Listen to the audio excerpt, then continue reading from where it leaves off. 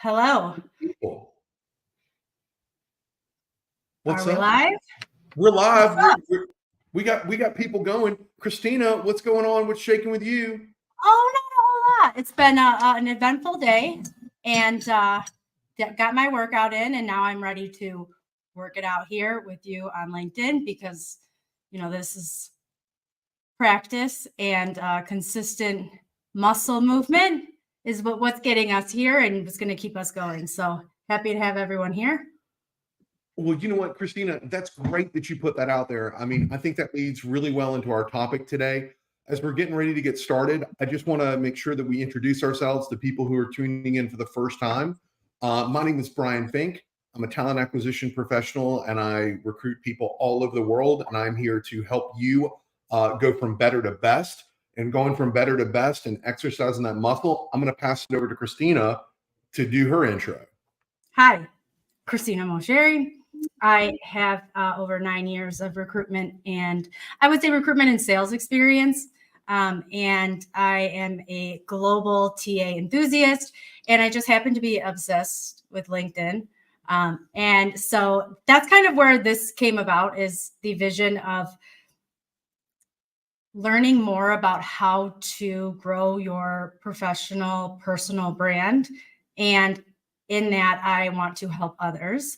And so me and Brian linked up, we met, we both had a similar passion, and here we are. So just a disclaimer, we are enthusiasts, we're not experts. Some of the things that we may suggest, it can change. Just by LinkedIn changing something with their platform could change our advice. So just keep that in mind, that, we are enthusiasts and we're really excited to have you here with us, but we ultimately, we don't work for LinkedIn. All right. So that's right. Whereas we don't work for LinkedIn, we work for you. So if you've got a question and you want to drop it in the chat, put it out there. Take your shot. I'm stealing Christina's line because she's all about making sure that people take their shot, like she did last night on a live that we were a part of, that Gary Vaynerchuk was hosting, and it was really powerful. That some of you want to tune into as well. Yeah, and I think that that kind of goes into our theme for today, is vulnerability and authenticity online. And I know that we have some questions that go with that. And yeah, we already talked about this last week, and we had some people who tuned in and sent us some questions. So we've got a few things that I wouldn't say are rehearsed by any stretch of the imagination, because that would defeat the power of authenticity, right? Actually, maybe that's a good place to get started. Christina, why do you think authenticity is important on a platform like LinkedIn? I think that it is important because it depends on how you look at LinkedIn. I look at LinkedIn as a forward-moving, progressive company that is only going to keep growing with the times. And I think a lot of people, the cultural norms of how work has been over the years, a lot of people grapple with the idea of oversharing. And, I never understood that, if you couldn't tell. I think that times are changing, and resisting the change is not going to make it any easier. You want to unpack that a little bit about resisting change? Because Christina, it's so much. Wait, I gotta stand up for this one. Gonna have to move you down because there's a lot of change going on, and there are people in leadership seats that have been in there forever, and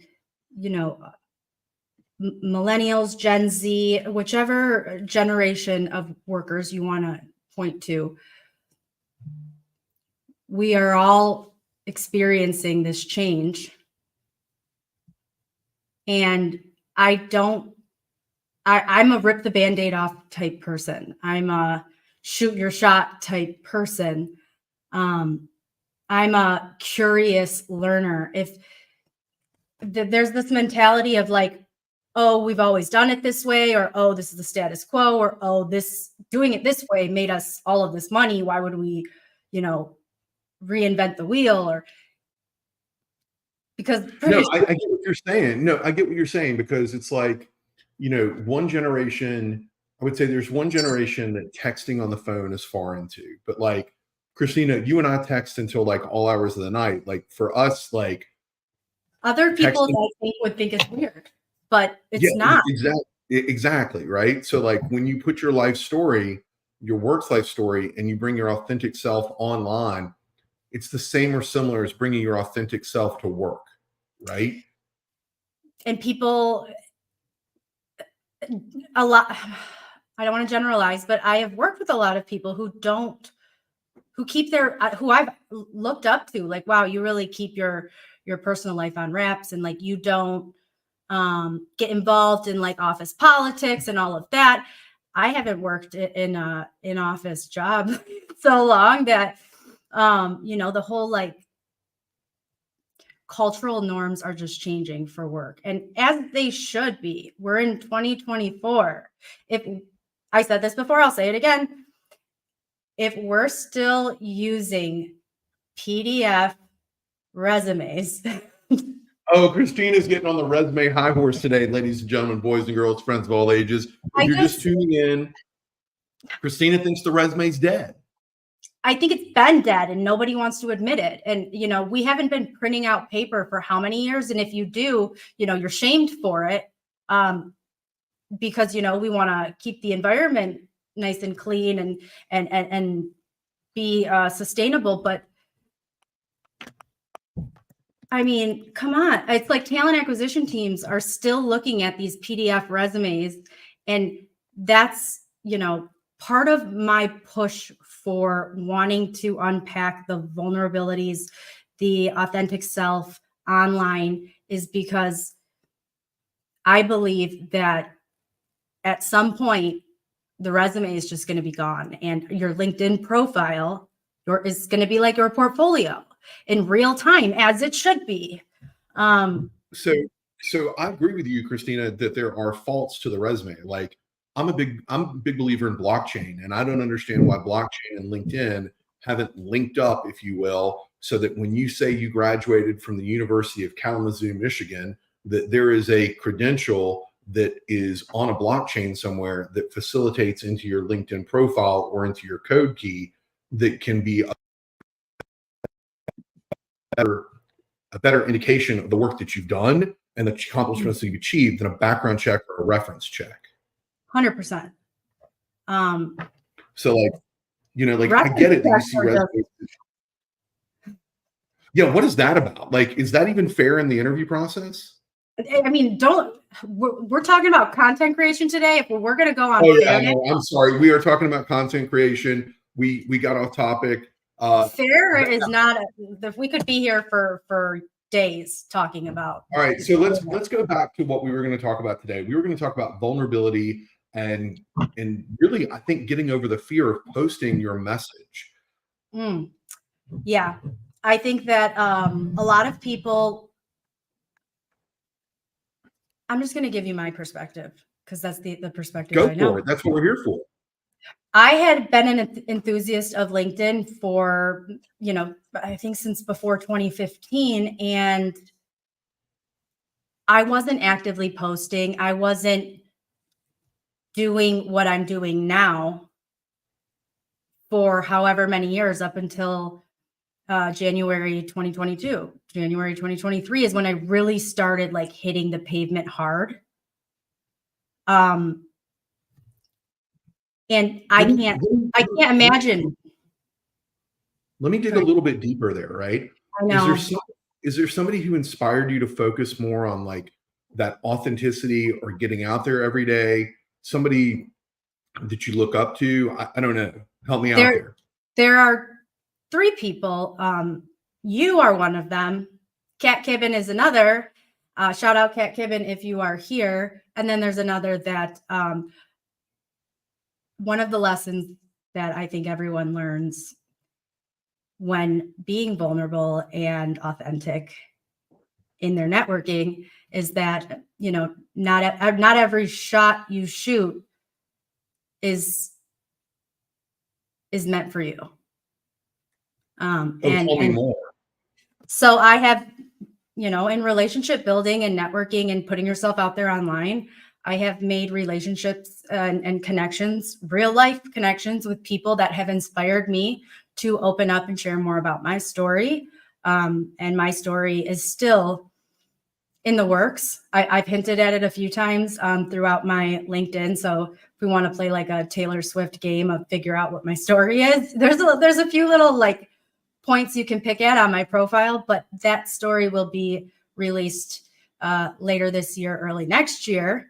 But not everybody that you're not always going to get a perfect pancake every time you go and put yourself out there. Some will flop. Some people will use your vulnerability against you. Some people not everybody has good intentions, and you just need to be able to spot that and not let it eat you alive. All right. So about not letting people eat you alive, right? Like you put your story out there, you're vulnerable. What do you say to people like who pour on the haterade and are trying to dampen your spirits? Oh, I mean, the advice I would say is not that I follow this. I wish I did, but less is more.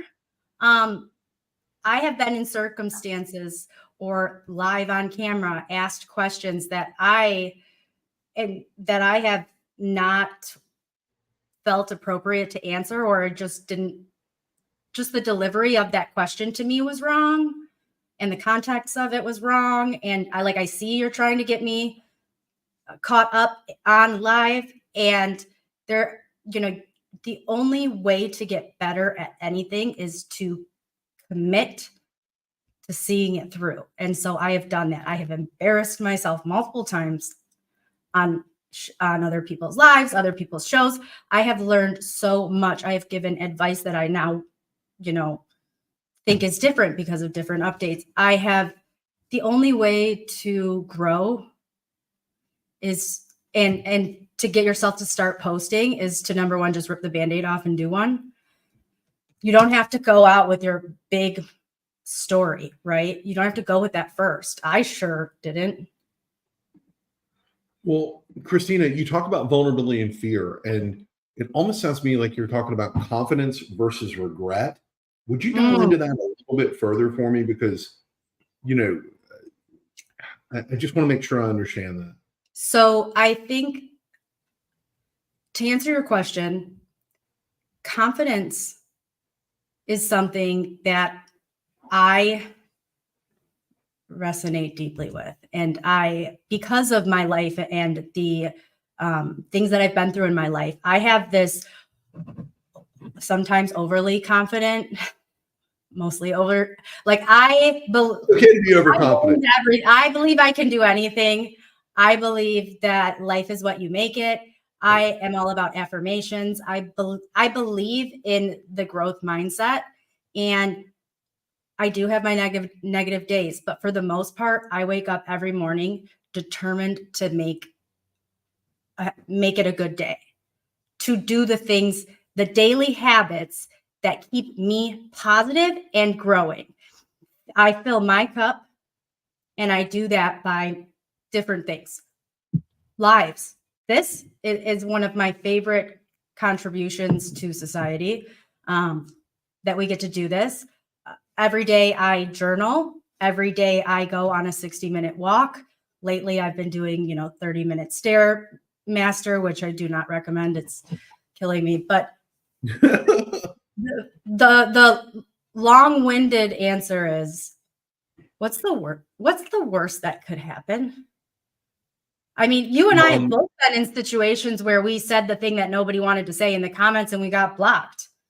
Yeah. So actually, I'd love to talk about that too. But so you talk about this fearlessness, and you talk about your routine. I want to dig into that, right? You talk about working out, keeping your head above water, from a psychological perspective, in those activities. But you mentioned journaling. What's the power there? So, and that I'm going to connect back to my sustainability and paper about Okay. I have to write things down. My brain does not remember anything unless I write it down. I have papers everywhere, and I know that it's not great for the environment. But it's not great for my brain if I don't have and I have multiple journals that I can look back on, and I have writings and scribbles from 2009 and beforehand, and different points in my life and different thoughts and how I felt, and you can see the change and the transformation. So I have firsthand felt the transformation of daily journal and walking. That combination, I feel like it's an antidepressant. Like you're going to have a great day if you spend at least 5 to 7 minutes journal reflecting on what you want to accomplish today and what would make today great. And then having ideally exercise outside. But you touched on something. You touched on something pretty deep there about the journaling. Is that I write every day for my LinkedIn network, and we're here to talk about content creation. I want to ask you a question. We talked about vulnerability. I go and I look at quotes every day. I use this one app that puts a quote up on my desktop wherever I go. It's called Momentum. And for those of you who are curious about how much Momentum costs, it's free. But it puts a quote up every day. And I use that quote kind of to provoke myself to write. What are you using besides your vulnerability and your story and your charisma? What are you using to put that content out there? Where does it come from for you, Christina? You sometimes, you push me. Yeah. I don't know if that was the right answer, but You're a little pushy too, yeah. Yeah, sometimes I am motivated by different things than I think a lot of people are. I'm motivated by like, oh, you don't think I can do that? Let me prove myself. Shoot your shot. Like I am all about facing your fears because, and I wish I could I don't wish I could manufacture that to people because I don't want them to ever have to go through what I went through to have this internal fearlessness. But with everything in the world, if you have your health, you have family, and you have a roof over your head, that's all that matters. Do what you want in this life. If you want to post about your opinions on social media, but you're afraid of what other people are going to think, just my family makes fun of me. My friends make fun of me. Everyone, like I have been called cringe, Karen. It comes with the territory and it's a growing pain. So it's not for what's the analogy I'm looking for? Not for the weak of heart. Yeah, I was going to say the soft-hearted, but I didn't. Yeah, but here's the thing: is it like I often believe in that quote, and I don't know who it's attributed to. If you'll just jump, the net will appear, right? And like I don't know who that's attributed to, but I think so many times that it's a confidence game, right? Absolutely. That you gotta jump first, and like I said, the net will appear. That thing, and you said, what's the worst thing that's going to happen? That's my favorite. What's the worst that could possibly happen? Ryan Holiday, who is an author who I have all of his books. I'm a big Ryan Holiday fan. Ryan Holiday puts out that kind of thesis in his book, The Obstacle is the Way, is if you let things stop you from doing things, then you're not really living an intrinsically self-motivated life. You are putting limitations in your set of attributes. Oh yeah. Not everybody know, like it's I don't know how to give my outlook because I never expected to have my outlook. And that's life. And posting about the things that hurt you the most is actually kind of therapeutic too, as like a byproduct. And I have built connections with real people and online and in person,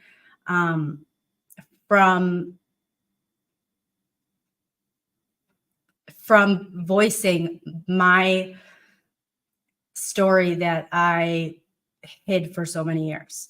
And letting it out one time opened the floodgates of a different perspective. So that's, my call to action to the audience, to anybody that will listen to this later on Spotify or YouTube. We didn't talk about that. Just real quick, you can find us on Spotify. Sign up, get with it. Yeah, sign up. We're going to be growing. We are going to continue to grow and be available on more podcasting More platforms. platforms of things. So we have a lot of plans for this year. So, and that's another thing, Brian. Can I bring it back to you? I feel like we've been talking about me the whole time. Okay, yeah, we can. Posting from you. I really got into the groove of posting from you. So I talk about that quote of the day. Is that at first I was like, what am I going to say to the conversation? What do I have to add to the conversation? And I started talking about quotes about leadership, and then I started saying what this means to me. And then about 2 years ago, when the recruiting world was on fire, and we all know it was on fire. Jessica McNally, we're going to get your question. Thank you. Yep.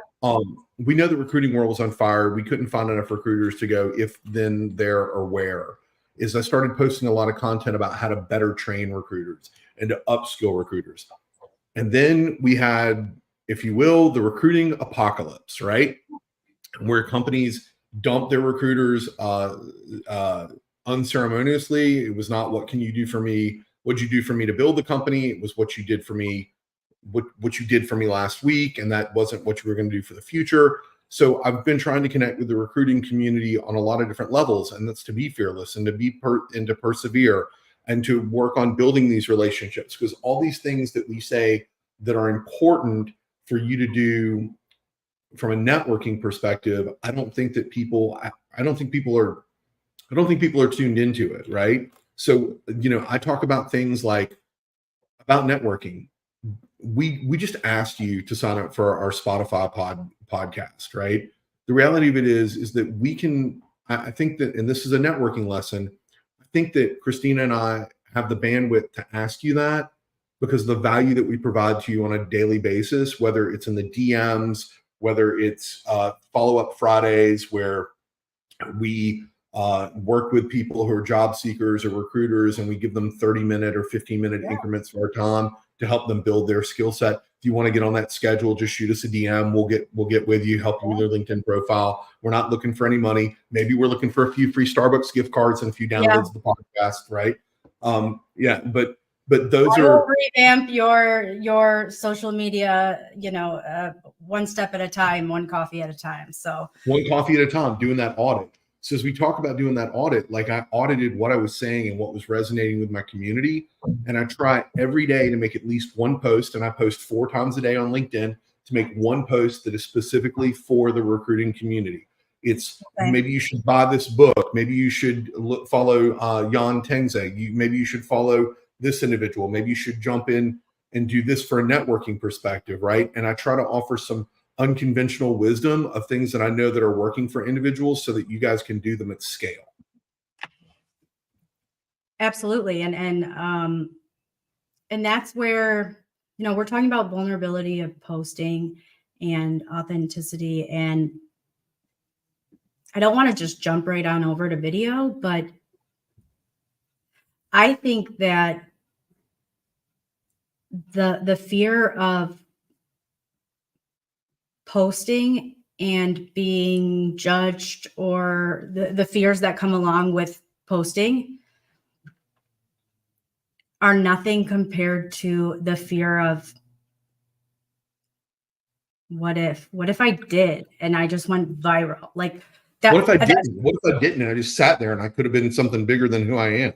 Right there, when I first started using that one platform, that Chinese platform that is TikTok. You could say TikTok. It's yeah. still TikTok today. Yep. TikTok is still going to be TikTok for the next 200 plus days under this new House legislation bill that's supposed to be signed by the president and for the divestiture. Yeah. So we're good on TikTok. We're not getting cut off anytime soon.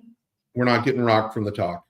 Cool. Well, with that, I actually have a post on my TikTok right after I met you, Brian, at TA Week. Yeah.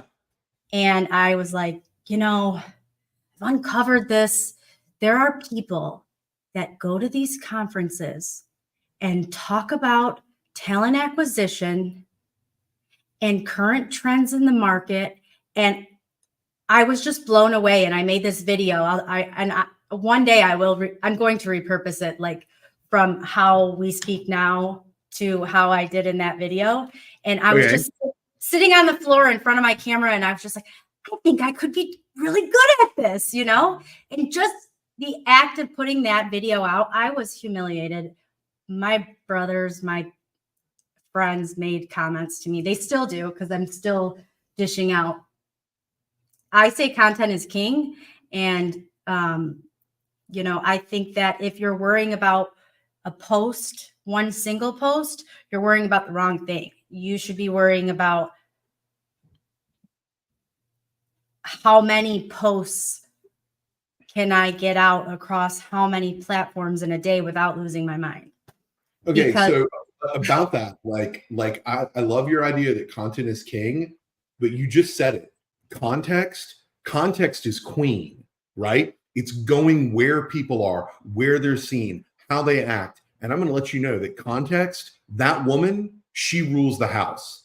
Content may be king, but like how you worship the throne, that comes via that context.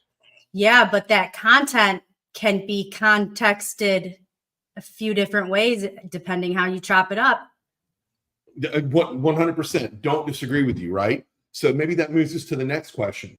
Christina, how do you feel about, you just said without going crazy, about posting content across multiple platforms? Is there a secret sauce there? Is there a magic trick? Is there a magic number? Like what's the deal, yo? I feel like, shout out Mike Wolford, when we asked him a question similar to this, and he was like, I wish I had the answer that everybody wants. No, the answer to the question is you have to be hungry, curious, and willing to fall on your face and fail in front of everybody in order to grow and learn and get your your 10,000 hours in to become an expert. Your posts are not going to be great in the beginning, No, you're not. I'm not in the beginning of posting, but I can guarantee I have a post from yesterday or the day before that probably was not my best work. But my intentions are good. And that is one thing throughout my career I have always, it's one of my number one most important things when I speak to people is you can say all the right things, you can post all the right things, you can act all the right ways, and you can show off your actions in all the right ways, but it's the intentions behind what you're doing that matter to me most. And I think that there are a lot of intentions online, and trolling and cancel culture and all of that creates this fear of it creates this fear, as well as our own mindsets of the terrible things that could happen if we push that button and press post. But the more you face a fear, the less it becomes a fear. And public speaking is a great example. Why is public speaking a great example? because when I first met you, you wouldn't catch me near a mic. There would not be a Blue Yeti here. There would not be a camera up here. There would not be any lights over here. This whole podcasting setup, my mixers, nothing would be here. I can't imagine it. I have told this story a few times. I avoided presenting my midterm presentations every year, every class. You did? Yeah, I wouldn't do it. I would just wait until it was the next person. So I was the next person up. I would go to class with the mindset that this is going to be the time that I go up and present, right? And then by the time it's the person before me going up to do their presentation, I'm putting my laptop in my bag and I'm walking out like I'm going to the bathroom and I'm never coming back, going in my car, emailing my professor the presentation and being happy with the 75%. All right, dude. All right. So look, nobody who's listening to this thing should be happy with 75% today. Everybody should be going out 110%. We should be going full rock star on this. And that's one of the reasons why Christina and I are putting this together for you. I want to jump over to the chat real quick. Yeah. Not Quack, right? Quack, we're on StreamYard, right? Yeah. Is that Jessica McNally, thank you for complimenting us about the conversation. Very interesting. Once AI models are more common, imagine a digital image of yourself, such as a digital twin, linked with an LLM programmed and trained by you to answer interview questions. So Jessica, I'm going to let you know candidly, that scares the hell out of me as a recruiter, is because I want to make sure that I'm having an authentic conversation with an individual, like you're having an authentic conversation with me now, and we're answering that question for you. However, I got to wonder, Christina talks about being in 12 different places at once. Digital twin, authentic, not authentic, somewhere in between. What's going on? What's your take on that? See? About using artificial intelligence to help support us.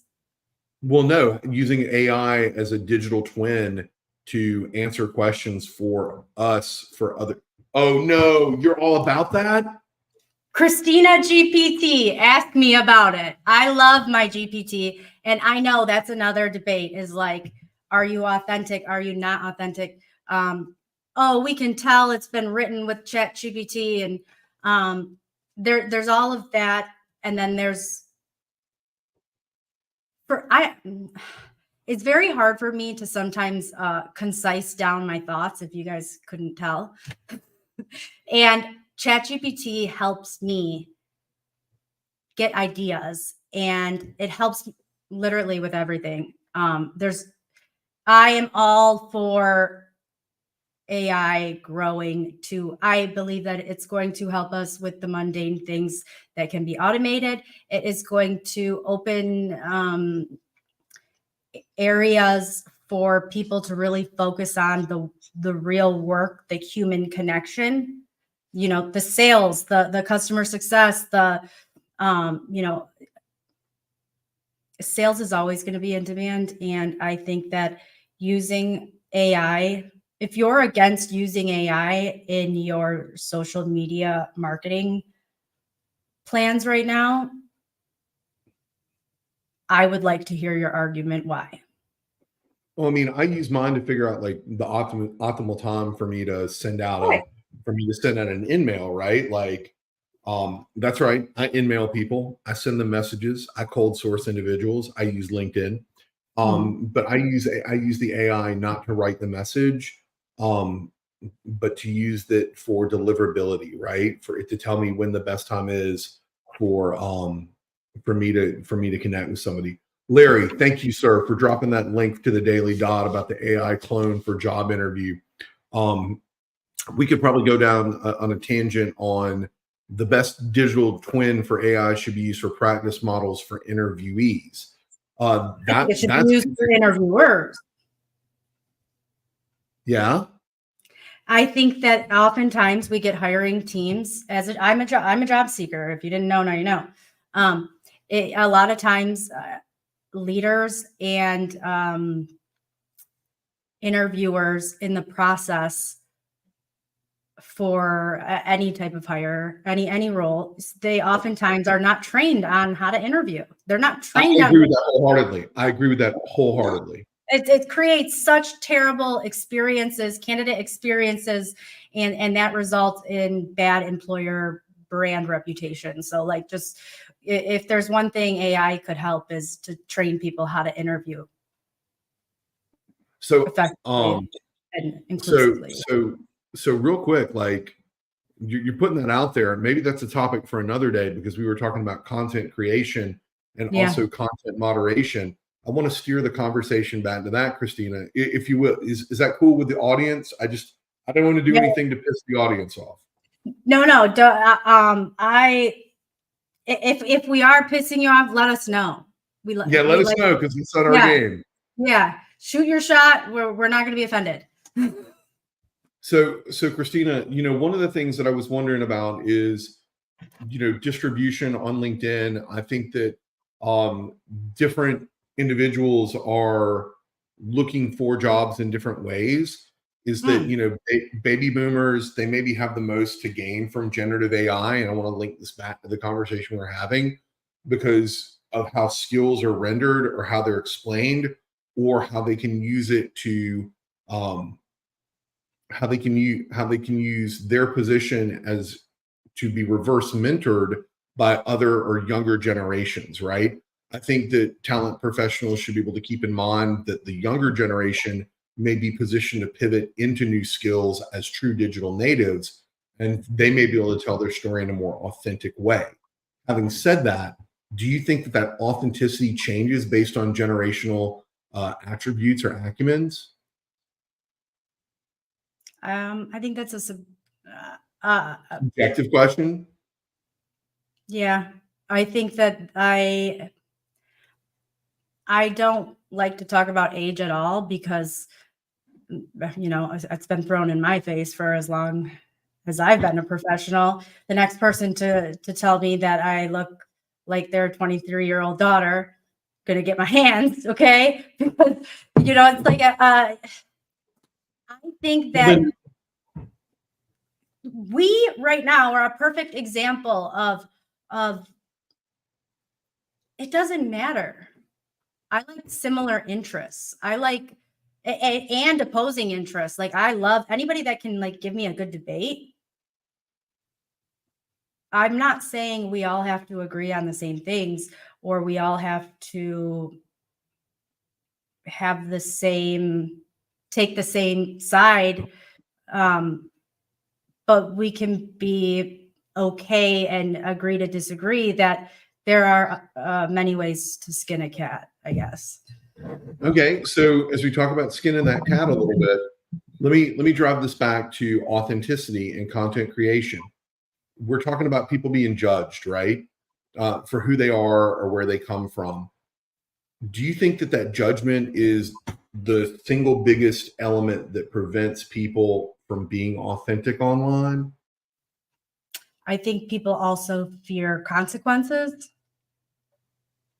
Like if they're employed and, there are, as we're growing, as, the world keeps growing, 2024,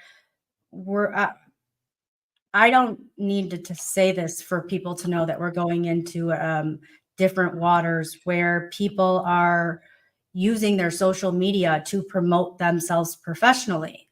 And there are also companies that are working to create control of their employees' social medias, right? Like if you work in finance, like you can only post certain things if you're like at one of the big banks. I know that just from family, friends and stuff. So I don't believe that anybody should be policing my social media ever. And I am pro like being authentic. I never got it. It was like, oh, you have this Facebook and you went to college and you have all these party pictures and on your profile and you graduated and you've had a few jobs and you're going for a job and you have to go like delete all that stuff and hide it so that this employer gives you the job. Illegal, What illegal, is that? illegal, Like, illegal.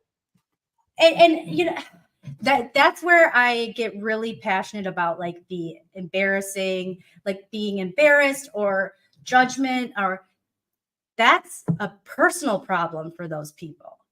You Well, worry about you and focus on what you want to accomplish, post what you want to post, get controversial in the comments, but if just keep your eyes and ears on your goals and don't let the opinion of others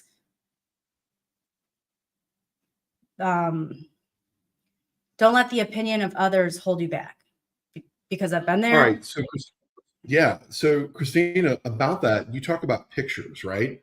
What's been the value add for adding pictures to a post or videos to a post? Is there a value add or is it a distraction? This is it. I've been waiting for this. This is the hill I will die on. I'd be willing to die on. I think I am so sick of people saying that selfies on LinkedIn are inappropriate. Really? I don't want to get passionate and heated, but this is super. All right, let me do it for a second. Let me talk about the data. Is that I have a post that has 183 likes and has 23 shares. It is a selfie of me and Jason Singer. Hey, Jason, at breakfast. We are not that popular. We are not that good at eating breakfast. Like it's eggs and toast, and for him, it's gluten-free toast. But you get the idea, right? Yeah. It was a selfie. It was the title was "Recruiters Seeking Recruiters for Breakfast." That was the post. And how well did it do? I just gave you like it had 180 plus likes. Exactly. And it had almost 20 plus reshares. But I got blocked last week from giving that information, and I did it in a very informal way in the comments of saying, somebody made a snarly post about, and no shade, no tea. We say go controversial, say the things, but when you get controversial, you got to be prepared to get it back. So you got to play the game. You got to. I mean, like if you are going to be so thin skinned, don't be outraged. Don't be outraged. Nope. And so Christina talks about the blocking incident that happened. I think that everybody on this call has been blocked in one way or fashion on Facebook, on LinkedIn, on Instagram. It happened to me last week as well when I called somebody out for plagiarizing my content and saying that it was their own, and there was a whole big thing and whatever. And now that person has blocked me and various other people who were like, oh yeah, I was in this presentation and you totally didn't do that thing, right? So like, I get that. I'd like to, and about blocking, that is something that's going to happen, but those are people who can't deal with the repercussions of their feelings. You remember the old saying, like, if you haven't say something nice, don't say anything nice at all? No, not that one. I never really followed that rule.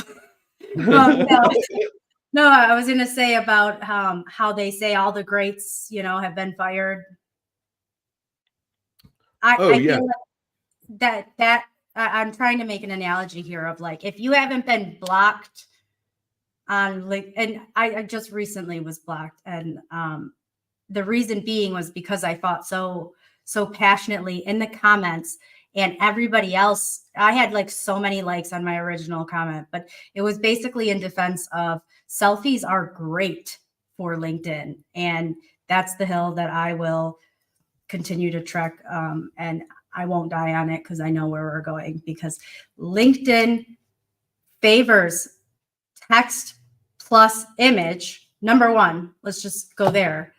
And then remember when there used to be giggles, probably like 2015, 2016, about people's profile pictures being so outdated, and this guy or this person looks like this, but you meet them in real life and they're Oh, age. catfishing profiles? Yeah, Yeah. totally. Yeah. And Oh, yeah. it happens. LinkedIn, the more that it's becoming socially acceptable to be authentic and vulnerable, I have proof that sharing selfies helps my audience stay connected with me because they know that that model pic up there, I don't always look like that, but I'm still the same person. And being able to connect and have content and posts and video, I like just videos. You're really giving people the opportunity to build a relationship with you. And isn't that So, what a connection is all about? so I think that's what social media is supposed to be about: is building relationships and refining the relationships that you have. Which brings us to LinkedIn user. At least for generation, I'd like to call out your question. At least for Generation Z or Gen Z members of content creation, embarrassment remains the largest facet behind authenticity on the internet. Sometimes it is even revered as is higher quality content with certain audiences that build viewership. I am reading, we always know Brian's reading. I'm always pushing a book, right? I'm reading The Algebra of Wealth right now by Scott Galloway. If you don't know who Scott Galloway is, check him out. He is a marketing professor at NYU Stern, and this comment resonates with him about Gen Z members or members of Gen Z and the effects that it's having on how we perceive ourselves and the rate of depression and teenage depression and suicide in young girls, and how these rates are up as a result of some of the materials that people are online, or some of the responses that people receive online.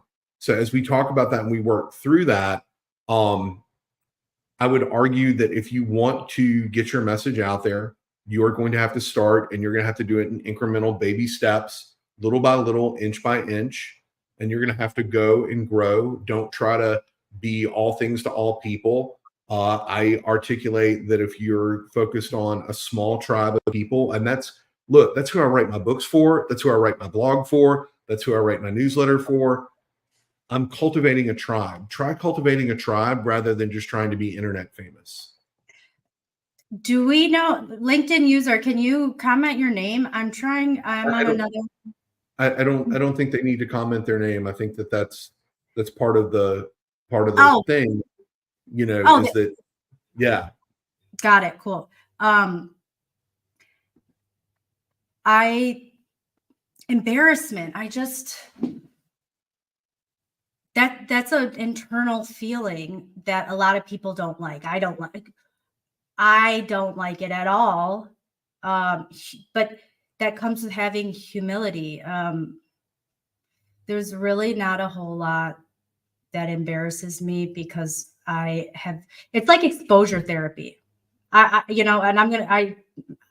I think that a lot of us, it's embarrassment, and it's also like the fear of rejection. And maybe that's where my like overabundance of confidence comes from, is that I've been rejected in every way possible and repeatedly, and I'm not surprised when it happens anymore. It doesn't, of course, certain ones hurt me. If like when you share your vulnerable story with somebody and they try to repurpose it and sell it as their own, that hurts me. That's not cool. That makes me embarrassed. But posting, sharing, I don't regret sharing my story. I don't regret being on here right now. Like, I would rather take the action to do what others won't than to sit back with the masses and watch the few fearless do what we all want to do. But it's embarrassing. They're telling us it's embarrassing. The only reason they're telling you it's embarrassing is because they don't have the courage or the confidence to do it themselves. All right. And about confidence, I think it comes back to something you said at the top of the hour, is that you talked about your journaling and your writing and writing for yourself and pouring out for yourself. Christina, you want to dig a little bit deeper into that pond? Wait, deeper into that pool, And do you want to swim a little further in the pool? Do you want to dig a little bit deeper in that ditch? Tease? I want to. Teasing? Do you want to give a tease? I do. I really do. All right, Christina's got. Do you think that's a wise choice? Hey, party people, listen up. So we have a little project coming out soon, and I'm really excited about it. And I know I have over the past year been talking about the book that is going to come out before January 2025. This is not that. This is what I wish I had with me when my story that will come out in January 2025. I wish I had what I'm going to be releasing soon. I wish I had that then. So this is a journal that I'm very excited.